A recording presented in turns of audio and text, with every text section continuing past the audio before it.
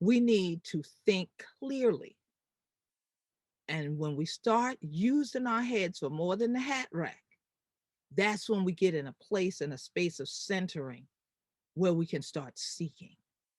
And seeking is an individual choice. It is a decision you make that says, I'm going to journey with God and I'm going to journey for God. So, this spiritual sacred practice of us in the Gullah Geechee Nation, many of us still do it or have gone through it. And then it was a transition point and a ritual. It was a rite of passage into entering the praise house, which is its own circle, its own spiritual group, your own spiritual family.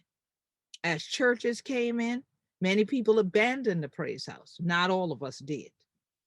And the bush arbor, the brush arbor predates the praise house.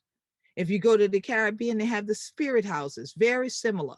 But the difference in it is that many times the spirit houses, there are women's ones and there are men's ones. Where in here in the Gullah Geechee Nation, our praise houses is for everyone that truly is seeking God, truly is seeking to be renewed, truly is seeking to be that man, that woman, that gal, that boy, we're going to walk the path of righteousness.